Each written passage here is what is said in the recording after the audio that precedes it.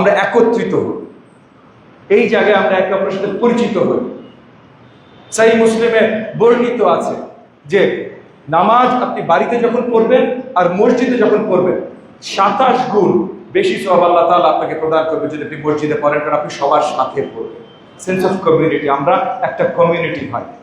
আমি কারো দাওয়াতে আসি না, আমি নামাজ আজকে আপনাদের এখানে পড়েছি, আরেকদিন আরেকটা মসজিদে পড়বো।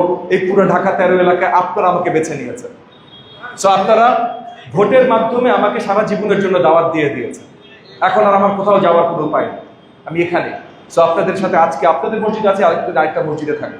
কিন্তু এই সেন্স অফ কমিউনিটি, আমাদের একে অপরের সাথে আবদ্ধতা, এটা শক্তভাবে তৈরি করতে হবে। মসজিদে আসবো, মসজিদে এসে আমরা আলোচনা করবো আমাদের এলাকার জন্য কি প্রয়োজন।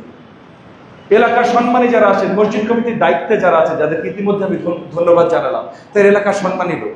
আজকে সামনের সারিতে যে বুজুর্গরা বসে আছেন, বা হয়তো অনেক বুজুর্গ একটু দেরি করে এসেছেন, পিছের সারিতে বসে আছেন, কিন্তু আপনারা ভাই এলাকার বিজ্ঞজন, এলাকার বুজুর্গ। তরুণ যারা আছেন তারা আগামীর প্রজন্ম, তারা আগামীর এলাকার বুজুর্গ। আপনাদেরকে নিয়েই তো এই কমিউনিটিটা আমরা তৈরি করবো। রমজান মাস এসেছে, খুব স্পেশাল একটা মাস। পরম করুণাময় আল্লাহ তাআলা আমাদেরকে জানিয়েছেন যে এই মাসে আমরা সবচেয়ে বেশি সওয়াব তার কাছ থেকে আদায় করতে পারি। তো তাহলে এই মাসে আমাদের ইবাদতের কারণ আরো বেশি। ইবাদত আমরা পরম করুণাময় আল্লাহ তাআলার কাছে করি, কিন্তু মসজিদে এসে কেন ইবাদত করি? কেন নবীজি বলেছেন মসজিদে যে করো? কেন যে কোনো জায়গায় নবীজি মসজিদকে সবচেয়ে বেশি গুরুত্ব দিয়েছেন? কারণ এই জায়গায় এসে আমরা সবাই একত্রিত হই, আমরা ওই কমিউনিটি হই।